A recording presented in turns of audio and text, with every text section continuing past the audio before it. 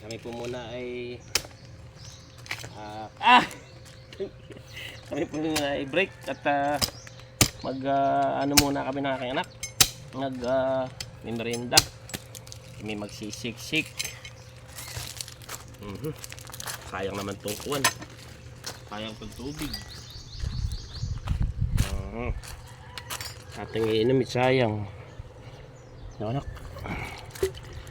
Kasi mahina ang kuwan. Mahina ang tulo. Mahina ang tuluhan. Ay.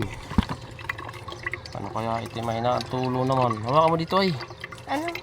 Hawakan mo anak dito. Mahina naman ang tulo na iyan.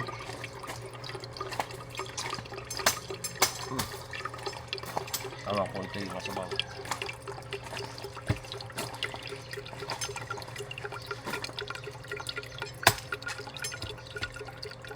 Paano ito isi-shake ay? Oh, dami sabaw. Mamaya. Sayang.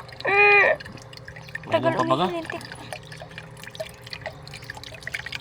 Hawakan. Pengi. Dali.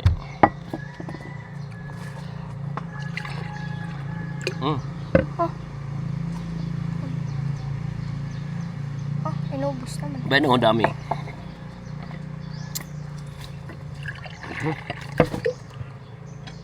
Tira ka ng ating kuhan. Pang sabaw.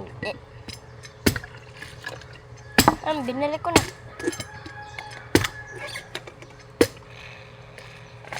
Ayut, sa kakunti ang laman. Sabay mo, madam. Wala pa naman eh. Shaky.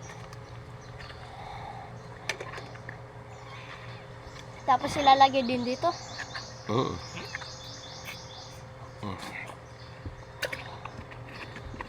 Ito yung sisik. Kasi kakunti ang laman ito. May isa baka madami. May pahingi na isa naman. May kakunti. Pahingi. Hindi ko makakuha.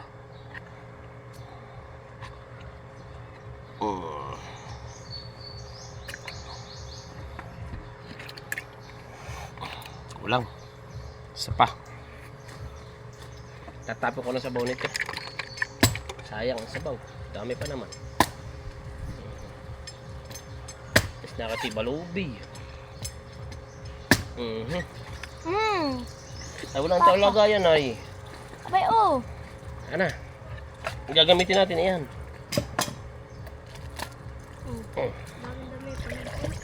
Sorry.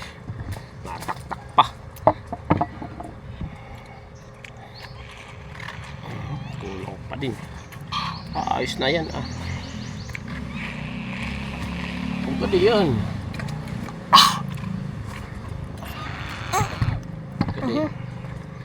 Puno na yan. Amin po lalagyan ng yelo. Babasagin ko na itong yelo. Di mo na muna ako sa bayit. Nakabukas pa doon piton.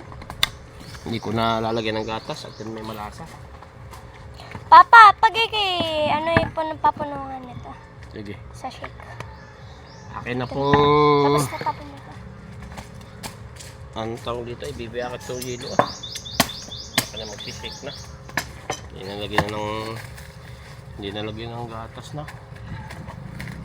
Yelo lang at asukar. Yan.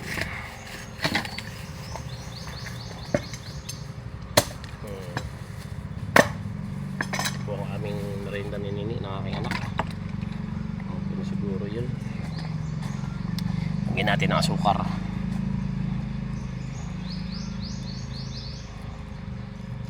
Hindi ko na nilagyan ng gatas. Nini! Kalimutan ko yung kuwan. Mga ikot.